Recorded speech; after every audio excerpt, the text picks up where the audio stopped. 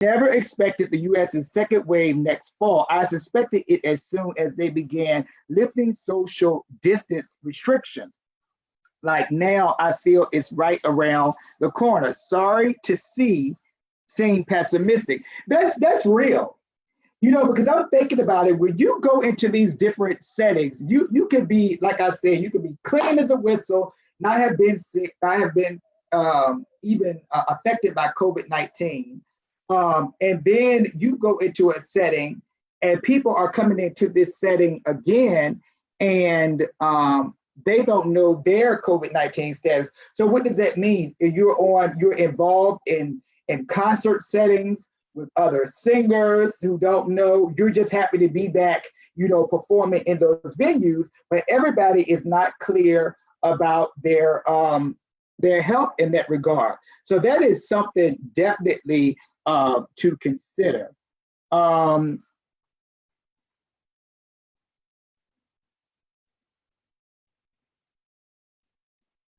And I see someone is waiting on Zoom. Could you please identify yourself, and then we'll proceed that way. Let's see.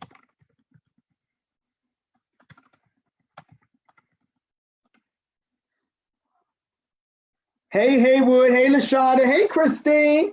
Congratulations on everything. Okay, so I believe this is Diedre I'm about to add, and hopefully you all can hear. You all let me know once I bring her on. Let's see.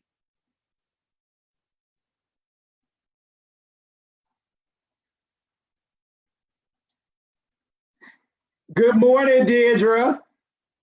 Good morning. Can you guys hear me? Can you all hear Diedre now?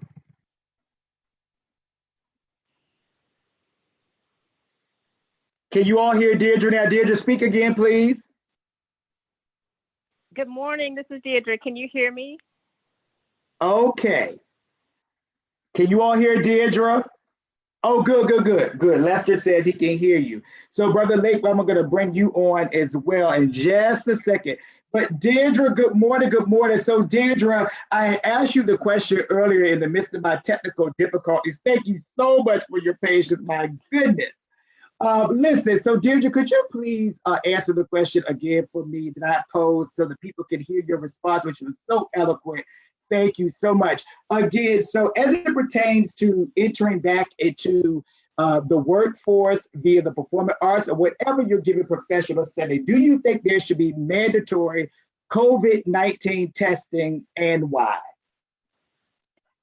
Yes, I think that question you posed is a very good one and on the minds of many people. It's creating a lot of anxiety across the world. And I believe that, even for myself going back to work, that it's going to be a little bit anxiety for me if there isn't mandatory testing, because you don't know who is impacted. So I would say personally that that discussion, this discussion is going to be key moving forward. And I'm sure that a lot of companies and industries and businesses, as well as the arts organizations, are having this dialogue as well as to how we move forward, because in the concert space, people may have anxiety about the six, will there be chairs and spacing for seating and things like that. It's going to be a hard question to answer, but I think moving forward to alleviate some of the anxiety, I think it may be wise to consider having that mandatory testing so that you can release the anxiety of going back to work or going to concerts in person, etc. Oh my goodness. And for those who may be unfamiliar with Diedre Robinson, Diedre is a composer and musician living here in Washington. And so maybe from even the musician standpoint, Diedre, how has COVID-19 impacted you as far as your livelihood in the arts? Well, I wasn't being paid, by my gift in the arts, except for some of the published music that I have. Mm-hmm. But I can certainly sympathize. I sing with the Choral Arts Society of Washington, D.C., so that's impacted our rehearsal and performance schedule. Although we've been meeting and rehearsing by Zoom because we have our season to open in the fall, prayerfully. But so it hasn't impacted me financially. But just being away from people in the arts has been a different experience for me. Thank you so much. I'm going to bring another colleague on to join us, if you don't mind. I want to bring my dear frat brother, Dr. William L. Lake, on, who is in the arena of academia. And so I'm going to bring him on, everybody. And you all be thinking about your question. If you want to join in, click the link in the comment section, and I'll be glad to entertain. Just so you know, when you do join in the Zoom, you'll be in the waiting room, and put your name up so I can know exactly who you are, so we can make sure that our Zoom environment is a safe one. So I'm going to bring Brother Lake on, Dr. William L. Lake, and so he's coming on. But you all be thinking about your questions. Thank you so much, Diedre, and I would love for you to stay on and dialogue with us, if you would. You all, this is a much needed conversation. I know it took a lot of time for us to get to this period of being able to hear and so forth. And I think I saw Nicole Heaston Lane on. Good morning. Good morning. If you all don't know Nicole Heaston Lane, make sure that you go and check her out. Let's see, Christine. Good morning. LaShonda, good morning, good morning, good morning. So beyond the people in the arts, hey, Maestro Daniel Romaine, good morning, good morning, good morning.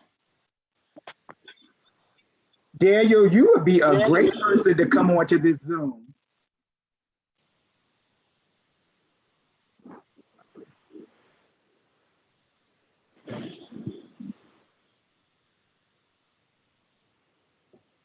All right, so for those who are just getting in and so forth, just to let you know again, the question is, do you think there should be mandatory COVID-19 testing once the workforce opens back up, especially in the performing arts?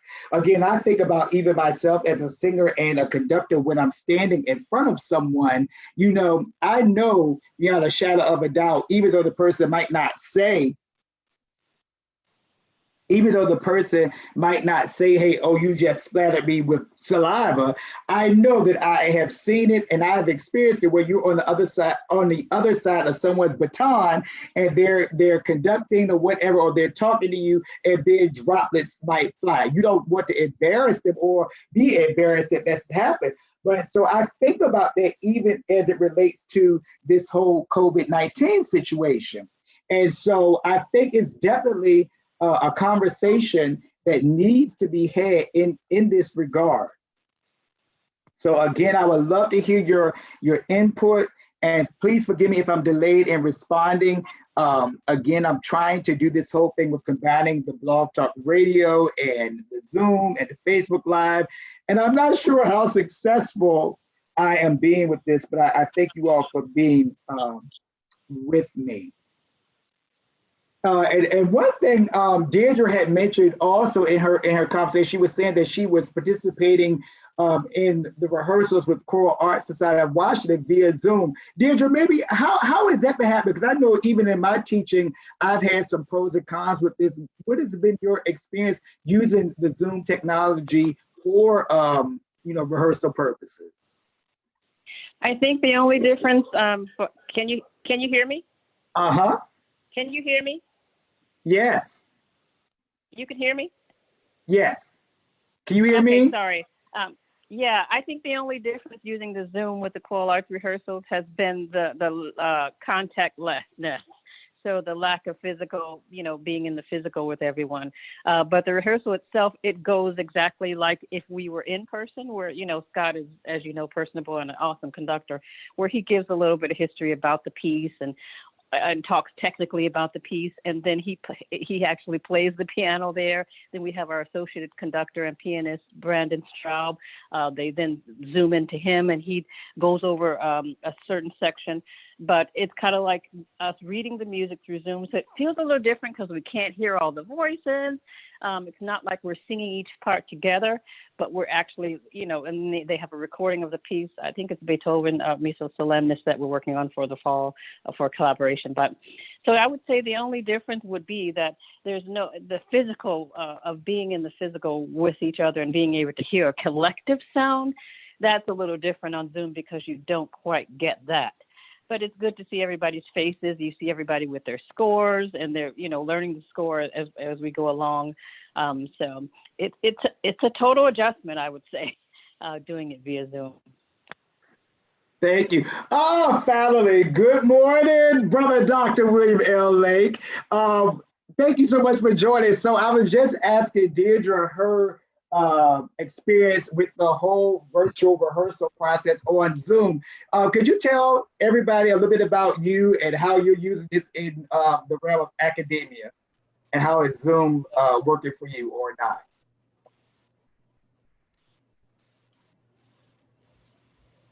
Uh-oh. Dr. Lake? Hello. Not hearing you. There you go. It's weird because there's a time delay between Facebook and Zoom, so I had to shut that off. No, but I think you have a great conversation going, Patrick. In the world of academia, we are surviving as much as we can being thrown into this environment and this situation. I think the part of the anxiety for us is planning for the fall, which I'm sure you are doing the same. I personally don't think we're going to be back in the fall at all. I think it'll be probably the spring at the earliest, and probably mid-spring, March, April, if that. But as far as what does it mean? I mean, we can't do social distancing in an ensemble of an orchestra or a instrumental ensemble. 6 feet around, you think, is about 100 square feet of space that's clear between you and the person next to you. It's just not going to work. So I think we will have to wait until there's a vaccine and more concise measures to get through this. And I think we just have to rewrite what the paradigm is for secondary education in the large ensemble. This includes choir. That's a lot of spit and hot breath going from one person to the next. And I just don't think we can do it. I think it's a time for us to really focus on the individual within the ensemble. And it's the best that we're going to be able to do for a while. Thank you. I want to mention another comment. Dr. Lester Green, a dear friend of mine, a musician here at DC as well. He just brought up something that I had broached, a conversation that I broached on Facebook before, because I had got sent. I know a lot of times we get these chain letters and videos, and we don't like to respond to these things, but someone sent me a video about 5G technology and the implications that that might have with the body not being able to respond to COVID-19. So I do want to read this question, and thank you, Lester, because I didn't want to just feel I was by myself with that. So Lester broached this topic. He says, I wish that mainstream media would also talk about symptoms of radiation poisoning and its consistencies with the symptoms of COVID-19. Many have valid concerns about these 5G devices with high radiation output. Also, are the COVID-19 tests even accurate? My goodness, that is a lot, and that's definitely a lot to consider. Lester, you should jump on this Zoom so we can all be in dialogue. Diedre, had you heard that line of conversation before? What are your thoughts on it?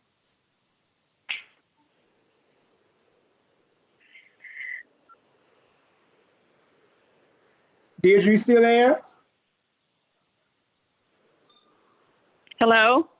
Yes, yeah, I'm still here. I was asking you, what did you think about that whole line of conversation that Lester brought up about the 5G technology and its implications with COVID-19? I read it briefly, but it could be dangerous depending on the radiation. I don't know. I mean, I'm not too intellectually up on that, but I did read an article briefly about that. And I suspect it will be dangerous, and most of us are on these devices. So exactly. Again, that's another key thing to bring up in all of these conversations as well. I see another dear friend, Dr. Jason Thompson. I hope that you are on here. Jason Thompson was at Arizona State University on the faculty there. And last year, this time, I was in Arizona and got to hear his choir. So it was pretty amazing. So Jason, if you got any time, please jump on this Zoom. The address, not the address, the link. What am I thinking about?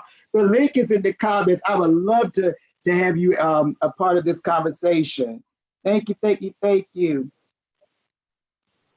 Oh, I understand, Lester, but I'm glad you're here, and I'm glad you brought that conversation up. Hey, Miss Angela Brown. Good morning. Good morning. I would love to have some of you all. I thought that the Blog Talk Radio would come on and you all could call through there, but it's not working. I was debating. Uh-oh, I'm hearing a phone call. Uh-oh, I did something wrong because I'm hearing somebody's conversation. Wait a minute. Let's see. Monica this morning. If we could Uh-oh. just send some virtual Just one second, you all. I'm hearing uh-oh.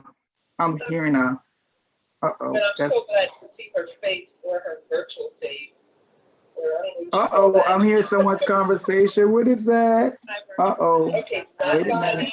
Okay, you can only be on the Skype. If you have your phone, if you dial in, you Uh-oh, I'm hearing. Look, I have a problem going on here. I'm hearing someone's conversation. Let me see if I have to close something out. Let me see. I'm not sure what's going on. I'm not sure what's going on. It's a lot going on. Well, bear with me. I'm hearing a call. And I want you all to know. Uh-oh. I'm hearing somebody else's conversation. Let me go. And you all let me know. All right. Did that stop? Okay, there we go. Can you all still hear me? I'm sorry, I was hearing another conversation come through the Zoom. Can you all hear me now? Give me some hearts to let me know, please.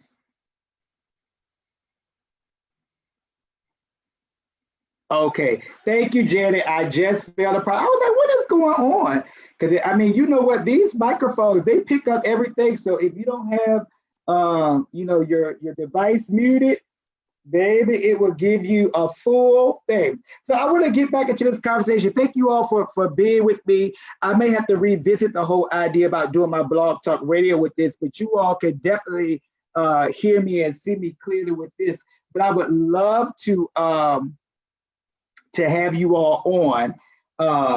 Again, let me see, can I share the link? Because I would love if you all want to come on and discuss, and it doesn't have to necessarily be about this. You know, if it's something that has been on your mind during this whole COVID-19, within reason, you know, I have a very varied audience, and I want to be respectful, but at the same time, we are all adults, so there's some things that we need to talk about. I think it'll be wonderful, and I would love for you all to come on. I wanted to see if Dr. Jason Thompson was still on, because I would love to have him. And I saw Karen Slack. Good morning, Karen. You all, I want to give a shout out to Karen Slack. As you all know, Karen is or you may not know, Karen is a wonderful opera soprano, sung at all the great halls, including the Metropolitan Opera, just finished a run at the Metropolitan Opera in Porgy and Bess. So congratulations to Karen. And Karen just launched her Kiki Conversations with Cocktails. Her first show was with Janae Bridges. It was absolutely wonderful. So I hope that you all will follow Karen Slack, not only her singing career, but also this new venture with her Kiki Conversation. It was wonderful. So the topic that I'm asking is, do you think there should be mandatory COVID-19 testing once the workforce opens up, especially as it pertains to the performing arts? So I'm going to try to send this this link again, and I hope that you all will be able to, let's see, get on. Good morning, Ms. Josepha. Good morning, Michelle. Let's see. I'm going to try to put this link there. Y'all forgive me. It's a lot. They don't understand what these people go through when they have to go and produce their own shows. Because that's what I'm doing. So you all, I was trying to see, can I pin the comment? How do you all pin the comment? It won't give me that option. But anyway, I just put it in there. Did you all see? Hey, Jay Spencer.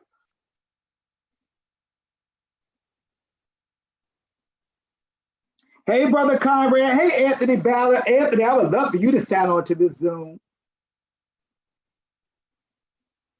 Sheikah, I would love for you to sign on to the Zoom. Again, I want to remind everybody this is on my professional platform, so I want us to be as authentic, but just make sure that we are all within reason in our comments. And again, I want to ask the question, the topic of discussion. If you're going to join on Zoom, I hope that you would definitely respect the topic. The topic is, do you think there should be mandatory COVID-19 testing once we open up the workforce? So regardless of whatever your profession is, but definitely the performing arts, as Dr. Lake brought up, we're in front of people, especially as conductors and singers, just by the nature of the delivery of that, you're going to have saliva being, spewed and so forth and so on. And we have to just think about that when we're in the context, especially in those arenas. So again, I'll put the link up, and if you want to join, you may do so.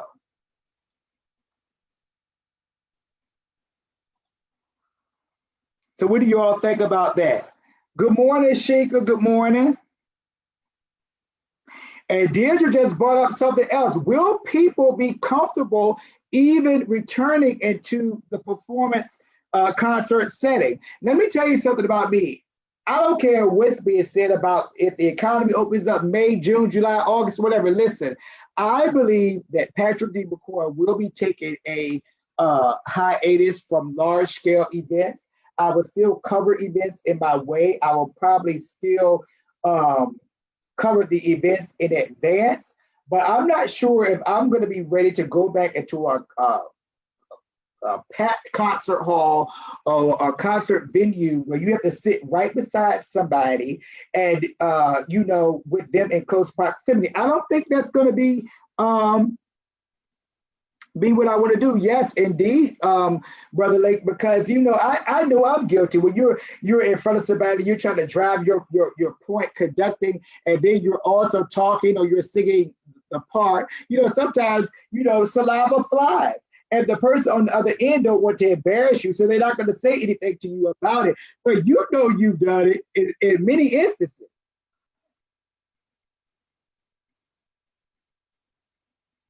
Yes, I didn't realize that she wrote the actual article. Wow, I saw that Amber J had posted that article in Vanity Fair, and I saw a couple of people that I knew quoted. Wow, I had to go back and look at it, because I don't know why. I thought she had just reposted the article. I'm gonna have to check that out, Janet. Thank you for bringing that to my attention. But I definitely saw that that particular that article. And Jenny Bidfield, shout out to Jenny Bidfield for watching Performing Arts. She's actually quoted in the article as well. So let's see. Hey, Robin. So I want to shout out Robin Faye Massey. Robin is a violist, and she also is in the medical profession. She is a nurse. So I want to share with Robin what Robin just said, which is a wonderful perspective to have here. Robin says, you all bear with me. Robin said, I don't see necessity in mandatory testing due to the extra cost unless someone is symptomatic. However, if insurance begins to cover across the board, I have no problem. Each year, I'm happy to administer the testing as I do it on the regular. Robin, I see that too, but I'm thinking, I'll talk, I guess, as it pertains to me. I feel well. I don't think I've put myself in situations. I don't think I put myself in situations to be at risk. I guess I have, if you think about it. I've gone to certain places. I've been to the grocery store, but I've been extra careful. You've been using my sanitizer. I've had my mask on and so forth and so on. But I feel like if I am not COVID-19 positive, okay, and I go back to the setting that I am in, and then the people haven't been tested, or they don't know, or they're asymptomatic, Oh my goodness. I mean, what is the use for me of me not being negative if now I'm putting myself in harm's way because I don't know whether the people with whom I am working are clear. Does that make sense, everybody? And Deirdre also asked, will the ticket prices increase to have select seating 6 feet apart? That is definitely good. Good morning, Timothy Hall. Michelle says that she was wondering about that because she heard that they are taking your temperature, but not everyone with COVID-19 presents that way. I saw that.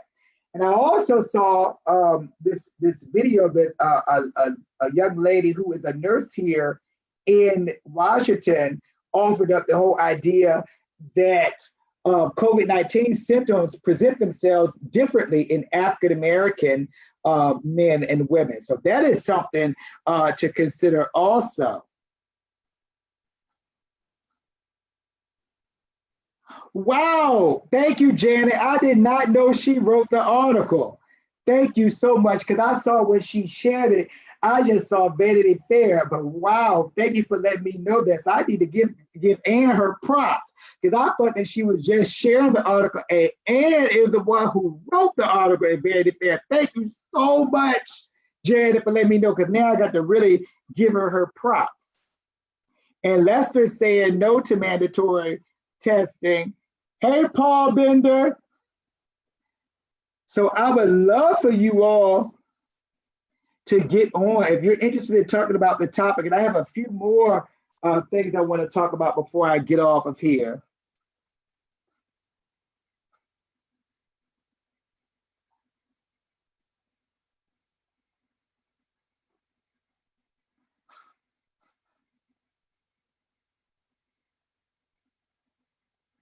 Oh, okay. So you know the video that I'm talking about, Robin. Okay, so you think that's a generalization. And William Lake brought up a very valid point too, because this is something we have seen before. Dr. William Lake says, he says, I say this. There's a lot of this that resembles the HIV virus in regards to testing, knowledge, transmission. This is a deeper conversation that we need to address regarding health in general. Yes, it is. Because, I mean, you're definitely putting yourself at risk in all types of ways. You all, I'm going to bring on another dear friend and colleague, Dr. Tiffany Jackson, who is a singer and also an advocate of health in terms of fitness during this time. So I am going to bring Tiffany on to the meeting as well. And while we're waiting for her to come on, you all be thinking about your topics that you would like to talk about. Oh, good morning, Dr. Tiffany Jackson. Wait for her audio to start up. And she's going to give us Tiffany Jackson, who is a singer and also an advocate. So I think I need health. There you go. Fitness during this time. So I am going to bring on to the meeting as well. So we're going to have to, let's see. So Tiffany, when you're on, you're going to have to maybe open the Zoom window in another window so we don't hear the Facebook live. So let's try. I'm going to unmute to see what happens. Thank you all for being patient. Tiffany, you there?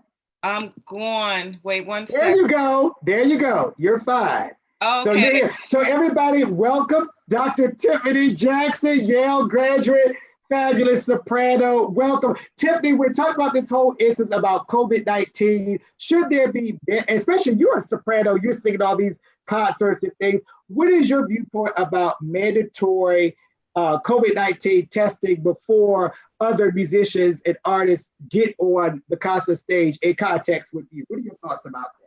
I do believe that there should be mandatory testing because, well, and as I think about it, singers, for the most part, tend to be a bit more careful in general. When we're in these venues, we're all wrapped up in our scarves.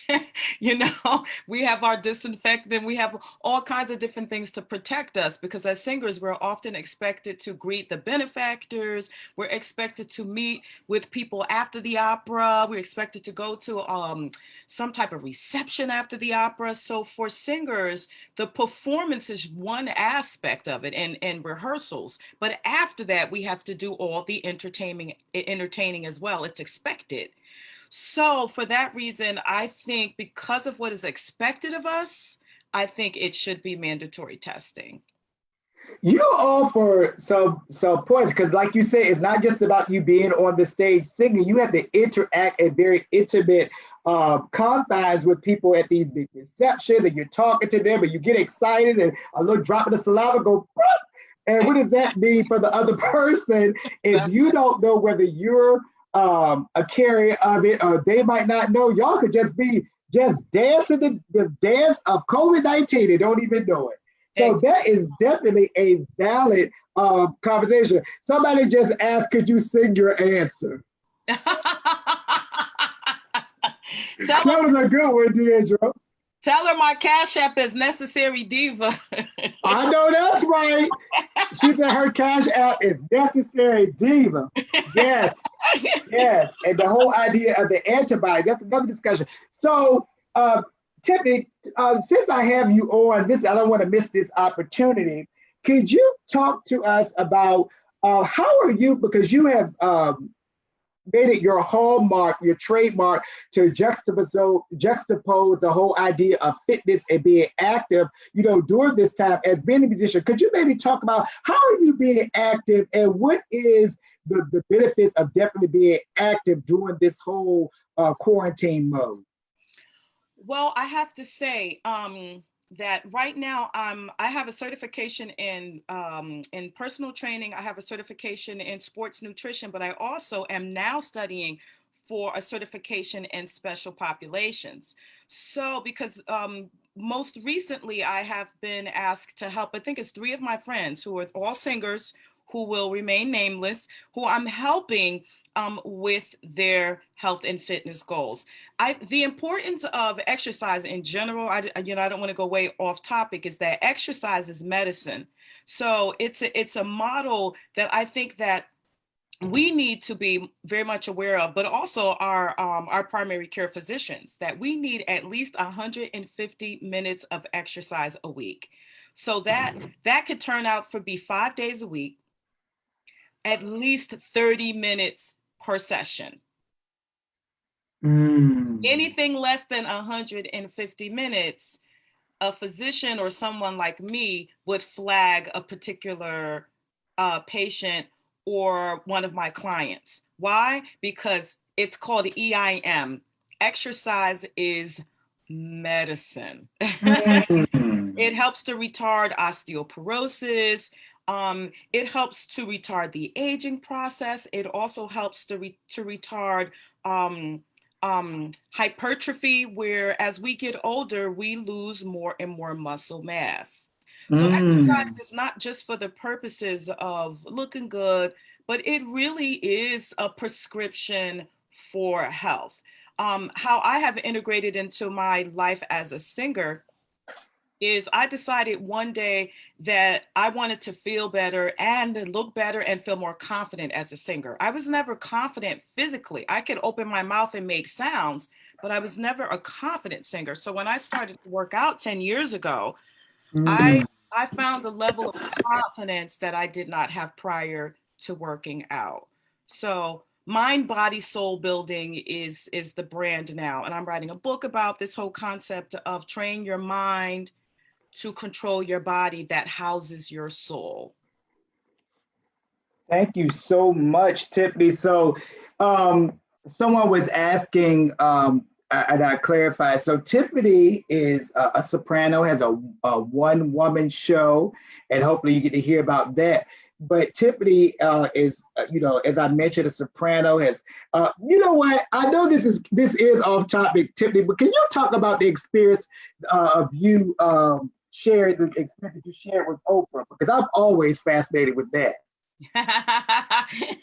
So in 2003, I went to South Africa with Oprah and Harpo Productions. One of my former English teachers in high school wrote a letter on my behalf.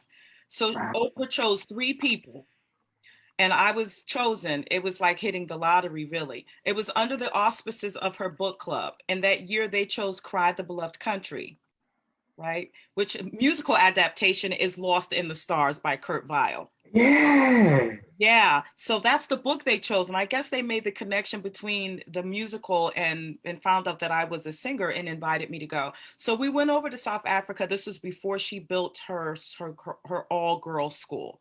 This was way before any of that was happening. And we went to, oh my goodness, Port Elizabeth, Cape Town, Johannesburg.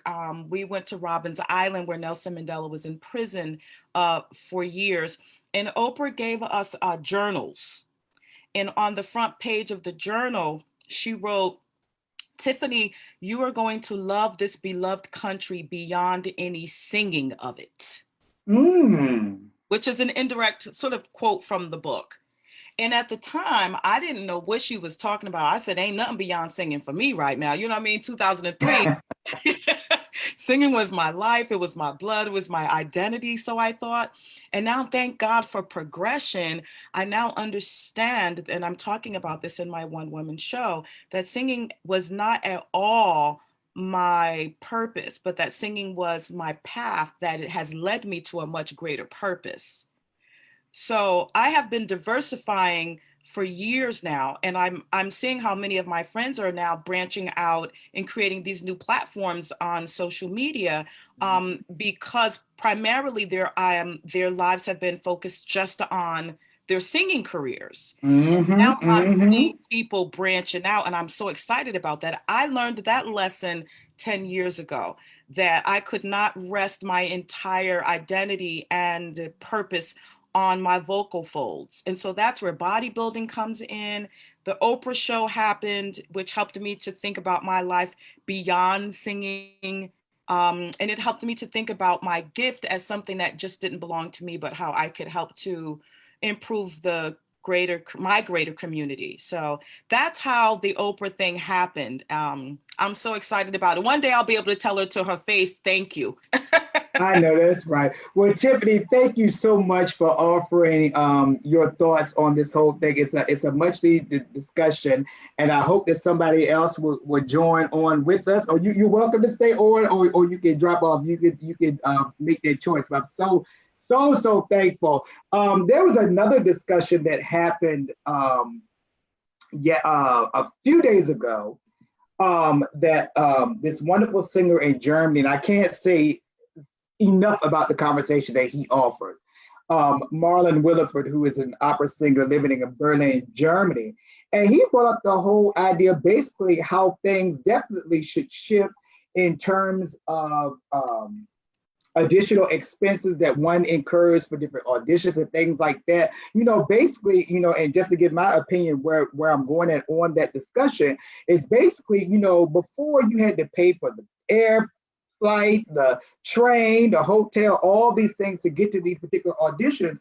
But what this season has taught us that a lot of these things, whether it's music, whether it's different meetings, you can do a lot of this stuff, virtually. So Tiffany, being the fact that you teach students and prepare students for different auditions and things like that, what are your thoughts about the whole idea of now being able to cut costs with a virtual audition, as opposed to spending a lot of money traveling to these things only to get across the country? Somebody says, no, we don't want you.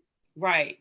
I mean, I loved Marlon's live that day. I was so glad. I've known Marlon since the Aspen days when we were training with George Shirley in Aspen.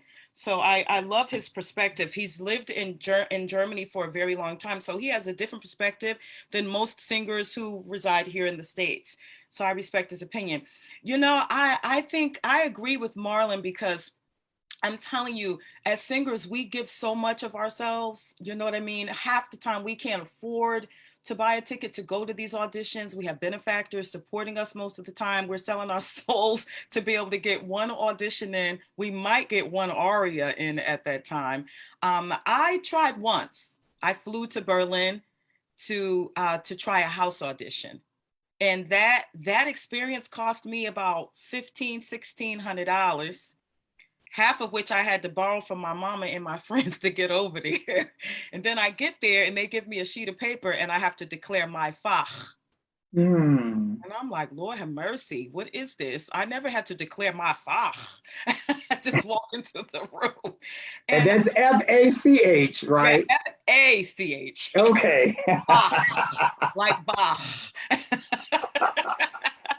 And I never did it again because I didn't feel in my soul convicted enough to put in that kind of sacrifice.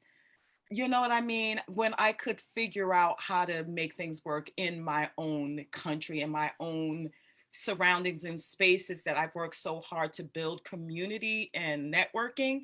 So I tried it once, but I'm not saying it wasn't worth it. The experience was worth it. But I think singers, I think especially African American singers, I have to say, we sacrifice a lot for our vocal folds. Some of us, we will sacrifice, having children at certain points in our lives. Hello. We sacrifice relationships. We sacrifice everything for an aria. And I'm not saying that the sacrifice isn't worth it. I'm just saying we really need to think about, is it worth the sacrifice that I'm putting in? And, especially if I'm not living my own personal dream and not the dream that others may have for us, because that's what happened to me, Patrick. You know what I mean? Mm-hmm. At 18 years old, I had this voice and not knowing how it came about. It was just there. So I didn't choose a lot of my opportunities. It's destiny chose them for me. I was pleasing teachers. I was like, oh, you have a great voice. You should be doing this. You should be doing that. So I listened to them, but it wasn't a personal choice I was making for myself. So I find that a lot of singers, we need to make sure that we're making choices that are true to who we are, so we aren't spending unnecessarily and we aren't unnecessarily sacrificing ourselves. Woo! That's real, because as I shared the other day on my live when I was responding to Marlon's live, I remember when I was in that season, you spend all this money, you're traveling and you're spending the rent money and the light bill money and everything else, only for somebody to say, oh no, we don't want you. You're not good enough. Your voice is this, your voice is that. And as Marlon lifted up and I say, now, I mean, you know what? This particular season that we are in right now is teaching us that, we can hear a snippet of whatever we need to hear virtually. Okay, why do I need to spend $2,500 or whatever the case may be to go all the way to where you just say, oh no, we don't want you, we don't like. Obviously, someone has put me or whoever on your radar. Right. So you had something has sparked some kind of interest. But I'm going to take a moment and recognize some of these people on here, because I see some folks on here. I don't want to miss anybody. I put the Zoom link, so if you all want to get in on the conversation, you're welcome to join us. Let's see. Hey, Joyce Gary, good morning. Kevin Maynard. Y'all, let me tell y'all about Mr. Kevin Maynard. Phenomenal baby. I will tell you, a few years ago, I had always heard of Mr. Maynard, but I remember when the Choral Arts Society of Washington did the Verdi Requiem. Lord, him and soprano Janita Lattimore were among the soloists, and they sang Heaven Down. Do you hear me? But the thing that really stuck out in my mind about you, Mr. Maynard, because I was speaking directly to you now, was the fact that he sang that whole Verdi Requiem off book. And it reminded me of the videos where you see the great Leontine Price singing the Requiem off book. But I got to witness that not on a video. I got to sit in the Kiddies Center concert hall and just look and say, look at this brother right here. Not to diminish what was done by anybody else, because the soloists, especially that Johnny Lattimore, my God in heaven. But the fact that he stood up there was singing without the book, that has always stuck out in my mind. Christine, they calling for you if you want to join in on the discussion, because you're doing some innovative things. Thank you, Diedre, because you're doing some innovative things with the concerts at home, recitals at home. I don't know if you all have followed, I've been posting, but Christine Jobson, Dr. Christine Jobson, who has done a lot of work in the area of African American women composers, particularly Florence Price, has a CD. She started launching these virtual concerts. So you know, that would be something that I hope that you all would pursue and visit those too. Hey, Anita Johnson. Anita, we've been talking about the fact about the whole COVID-19, of course, and the question that I offered this morning, I was asking, do you think that there should be mandatory COVID-19 testing for when artists and other professionals return back to their respective places of employment? So that's the topic of discussion. One of the times, I don't want to hold you all day, but I just want to bring that up. I would love for you, Anita, to jump on this Zoom and get in. The link is there. Hi, Janelle. Hey, Jennifer Randall.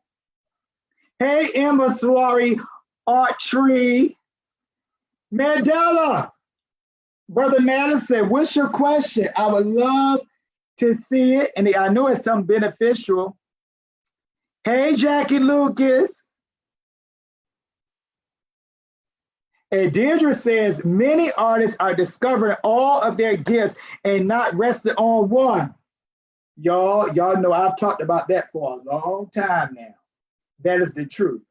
I have this whole viewpoint of operating in the full capacity of your gifts. If it's not a time to do that, it is now. Oh my God, I'm about to throw this computer. Who else? Lemmy, good morning, good morning, good morning. So I would love if you all would want to come jump on the Zoom. The link is there. Please consider coming on.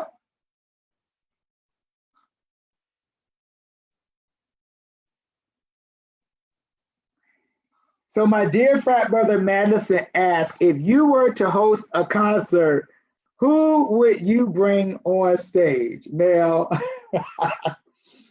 all of my dear friends, you all could guess by my wall that I have a lot going on here, but you all know I love Miss Battle. I wish I had the money to present her myself. You all, I'm going to bring Dr. Christine Jobson on because I would love her to join this conversation as well.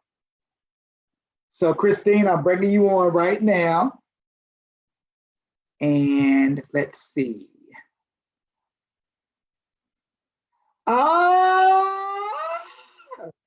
Good morning, good morning. Let me see, can I unmute you? Let's see. Good morning, Christine. How are you? Oh my gosh, I'm fine. I have to teach a lesson in a few minutes. Okay. I thought I would jump on and say good morning to you. Yeah, and speak to your following. You have a following on here. Well, thanks to you for always shouting out the program. So yeah, I guess I was listening to Dr. Jackson. I'm thankful for that conversation you just had with her about us as singers and the sacrifices that we make to build these careers. And I mean, thankfully for me, if I could just share a little bit about that portion of it. After I finished my master's in vocal performance, I was completely burned out, completely sick of opera. I didn't want to hear anything classical. So I took a moment for myself. I took about, 5-7 years where I was just like anti-classical music, anti-opera, not anti in the sense of I wouldn't go to a show or production, but I wasn't really taking lessons. I kind of removed myself from that hustle and bustle and that neurotic sense of trying to be perfect. I just kind of sang how I felt it. And I recorded some things. And now that I'm back in this classical music realm, I feel like it's my choice and not just the next logical step in the progress of my career. So I'm back in it, but I'm back in it a little bit older and a little bit wiser, a more balanced perspective. When I graduated, I kind of thought that, with this talent that everybody was saying that I had, that I was going to shoot straight to the top and that I was going to have thousands and thousands of dollars in my bank account. Let me tell you, that was not the case. I mean, the business is very competitive. It is very cutthroat. And sometimes it's about who you know also. So that being said, now that I'm back in classical music, I have learned that it is good to be diverse in the way that you earn your income. So over the years, even when I took that hiatus from singing classically and rehearsing and practicing in the way that a professional singer does, I kept teaching. I was always in somebody's classroom, whether K through 12 or in a college setting. So I kept my teaching chops up, and I've been producing music. I have 2 albums out. And then recently I started the Recitals at Home concert series, where we're giving opportunities for singers to present themselves online and post Cash App information and collect donations, because coronavirus has shown us that, hey, our careers are so fragile, in the sense that one disease later, everything is shut down. So Mhm. that's my take on it, is have maybe 3 or 4 ways to earn income. Because, and I realized that before, because I saw the scary thing of people getting nodules, people getting issues with vocal health. So that was the fragility then. But now we have this virus that shows us, hey, there's more than one way for a career to end. So diversify, diversify, diversify. And I too am starting a podcast in the next couple weeks. So Good, good. And I'll tell you, and I'm going to talk about that. And I know you're going to take your lesson, but when you mentioned the podcast, I want you to do it, and I hope I can support you, because I remember, and I've shared this story to many people following me before. I remember when I was involved, and I'll just talk very vaguely, but you'll get the point. I was involved with starting a particular organization, and I remember this person had a podcast, and they said, "Well, reach out to me. I'll help you promote it. Da da da. We'll feature you. We'll interview you. Blah blah blah." I said, "Okay." When they got down to it, to make a long story short, they never followed through.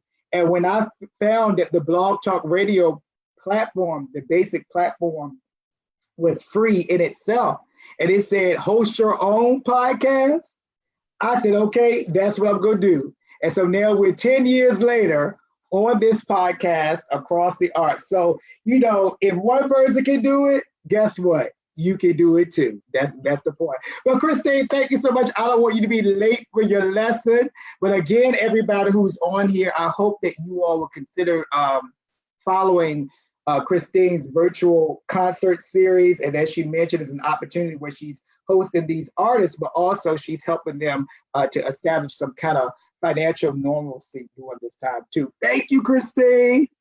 just say thank you to you publicly in front of everyone. I just want to thank you for your support, your advice, and just always being available to me, even if it's sharing my posters. I mean, you are such an example of how we should collaborate and build up and encourage each other. So thank you in front of all these people. Thank you. Thank you. Oh, listen, I thank you. And listen, have a great lesson, and I hope to catch up with you soon. Okay, take care.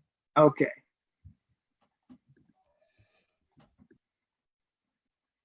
That was great. My goodness. Oh, so let's get back to my dear brother Madison. Madison asked, who would I present in concert? Hey, Rebecca. I think that everybody probably already know that if I had the real funds and the platform, huge platform, and all of the working parts, I would host the great, my favorite soprano, Kathleen Battle. And a lot of people always tease me when they see this wall, and they say, well, why is Miss Price's picture smaller? You all know there's no one to compare to Miss Price. She's in a league of her own. But I guess when it comes down to my favorite artist, it's definitely Kathleen Battle. For some reason, I resonate with her so much because I think that people give her the short end of the stick in terms of the respect that she's due. And a lot of times people, when you are someone who is striving for excellence, they will say that, oh, you're a perfectionist or you're difficult. And even though it hasn't been on that level of scrutiny that she has endured, I have definitely experienced that myself, to the point where people approach me for things, and when I don't necessarily jump and become a part of that, they turn in a direction that I'm being difficult and all these things. So I guess I hearken to her life's journey experience, and she is definitely somebody I would love to have in a forum where I can thank her publicly to her face, interview her, whatever the case may be. So if anybody has those connections with this Battle, please, I'm blessed to say that she knows who I am and things like that. But anyway, I'm getting all off topic. Oh, Rebecca said that's the reason why she's saying, thank you, Diedre. I'm proud of you too. Hey, Lisa Ramsey, my high school classmate. Lisa was always sweet to me in school. Hey, Brother Ferguson. Seen a lot of my people. Hey, Alicia McLeod, another dear VSU classmate. Hey, Sharon Harris. Hey, Professor Gates, another excellent musician, my colleague. Libby Pulliam, I would love to get your viewpoints. You should log on. I know I said I wasn't going to be on here long, but I'm gonna try to wrap this up. We're probably running out of time. Let me see where we are, but I would love to have you all. Thank you about the shirt. Thank you, thank you. Who said that? Let me see. Hey, Samandria, thank you. Jason, I would love to hear your standpoint from the standpoint of a musician. How have you been affected during COVID-19? I know I may have lost some of you all, but I would love to have you on. Anybody? And I want to wrap up because, hey, Demetria, there's a couple more questions I want to pose to you all. I would love to get your thoughts on. Let's see. All right. So it was another question I wanted to ask. Oh, do you all think that the decision to reopen the economy has been made too soon? And I want to talk particularly on the conversation that I talked about before when it comes to things that are really not necessary.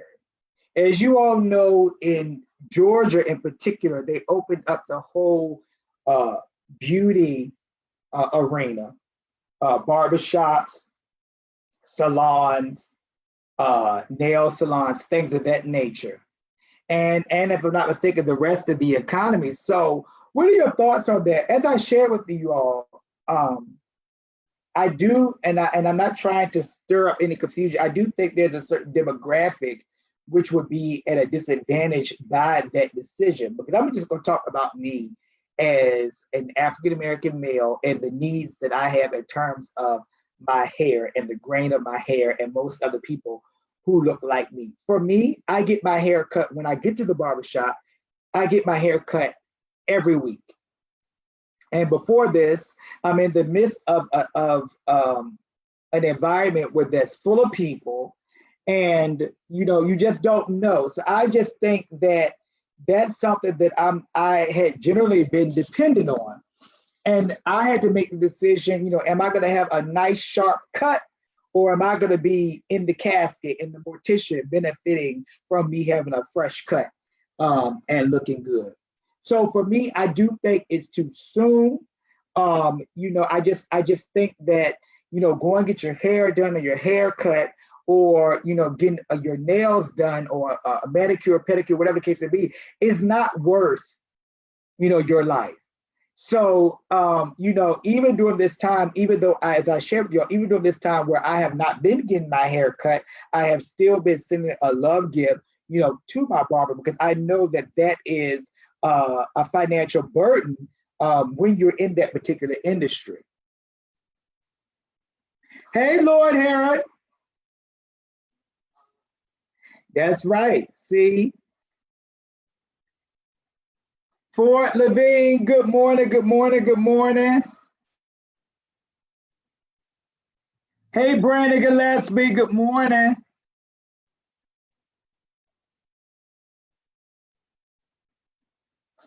I would love to hear Brandy Sutton in another full concert as well. I have, what, I think about 10 years ago, probably 10 years ago, when I first was on this journey, Brandy Sutton was one of the first artists that I interviewed on my Kennedy Center Examiner column. In fact, Brandy did her debut recital at the Kennedy Center under the auspices of vocal arts. They have these programs where they present young artists.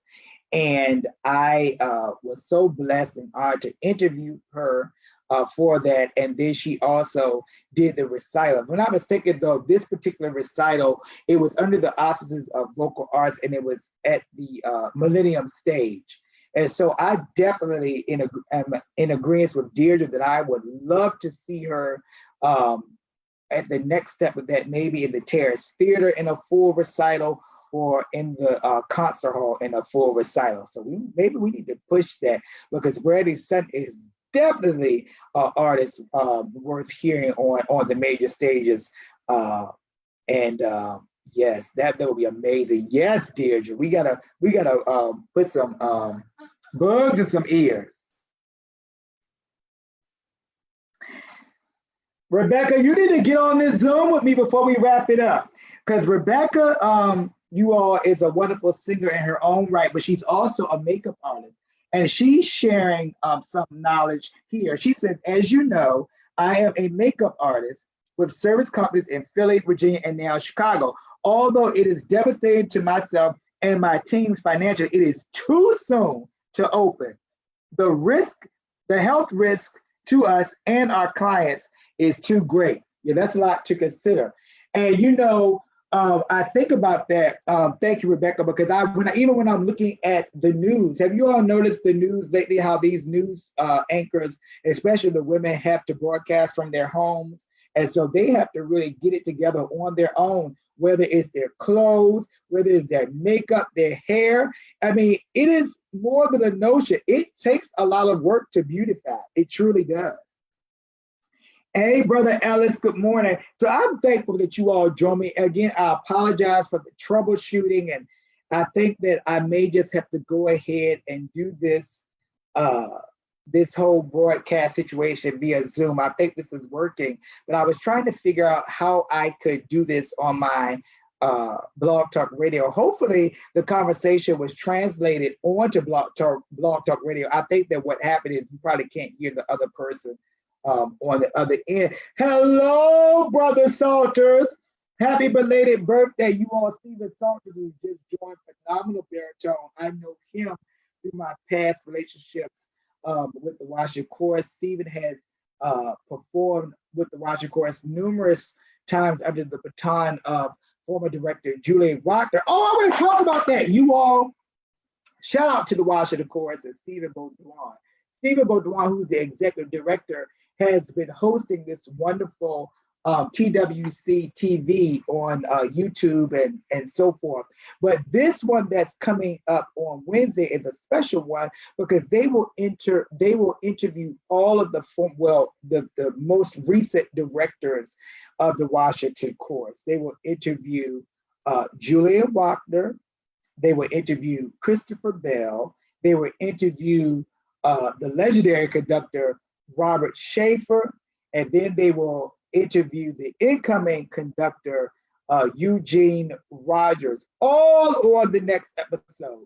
So I believe that's at 5 o'clock, and I'll try to repost that, but that's going to be an amazing broadcast. I hope I didn't miss anybody going down that rundown, but that's going to be an amazing show. But I'll post it to make sure we have everybody. But I want to go back to Stephen Salters, but Stephen Salters is a phenomenal baritone, and I probably would say one of the most memorable performances was when Stephen sang the title role of Elijah with the Washington Chorus with orchestra under the direction of Julian Wagner. And then I got a chance to interview, that was sort of like my Kenny Center debut, because I got to interview Stephen Salters, soprano Janice Chandler Ateme, and maestro Julian Wagner on the concert hall stage of the Kennedy Center. So much love for you, Stephen Salters. And yes, thank you. So Michelle Overton just posted the link for the Washington Chorus upcoming show on YouTube. So check that out. Let's see. Yes. Oh, I definitely will, Rebecca. I'll maybe bring you on next time. So you all, I'm going to go ahead and wrap up, because I think that we are definitely probably out of time.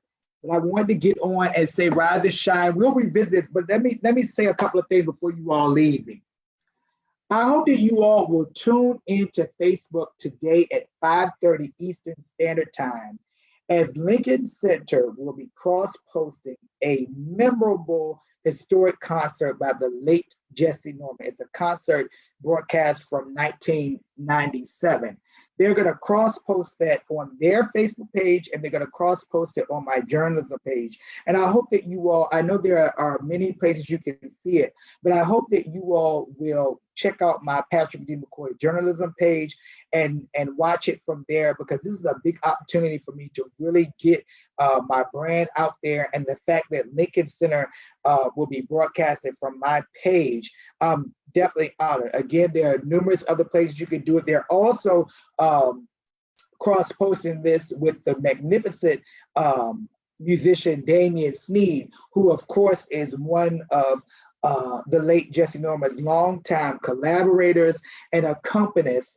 And so they will be cross-posted from Damian Sneed's page. They'll be cross-posted from my page. And of course, they'll be broadcasting it from the Lincoln Center page. So I hope that you all will, so however you do it, the main thing is I'm just so happy that Ms. Norman is getting her due in this regard. So this is a wonderful program by the late Jesse Norman being broadcast by Lincoln Center on Facebook today at 5:30 Eastern Standard Time. I'm so glad I have an opportunity to catch up with a buddy of mine, and we're going to have a virtual meetup and watch it. So I may try to do this in that regards too. But again, you all be safe, rise and shine. Again, this is the morning edition of Across the Arts on Blog Talk Radio. I hope that you all get a chance to check out this podcast, Across the Arts, on Blog Talk Radio. And I hope that even in the midst of these technical difficulties that this was still broadcast on Blog Talk Radio as well. Again, this is Patrick D. McCoy. Rise and shine, it's coffee time. This is the morning edition of Across the Arts on Blog Talk Radio. I hope that you will go to Blog Talk Radio and explore my various podcasts. The reason that I did this podcast today was to troubleshoot, but next week I am going to welcome back the Opera Diva series. I am blessed to have the opportunity to interview a well-known, accomplished operatic soprano on the broadcast next week. And hopefully we can work this all out where we'll be doing it on Morning Coffee and in conjunction with Across the Arts. So please keep posted. Again, thank you for those people who jumped in, and Diedre Robinson, Tiffany Jackson, and Christine Jobson. Thank you all for jumping in on this maiden voyage of me trying to put this all together. Again, I am Patrick D. McCoy. This has been Across the Arts on Blog Talk Radio in conjunction with Rise and Shine, it's coffee time. I hope that you all will visit also my website, www.patrickdmccoy.com. I hope that you will continue to support me. I would not be here without your support. Again, I thank you so much. Have a wonderful day, and I look forward to having this audience with you again soon.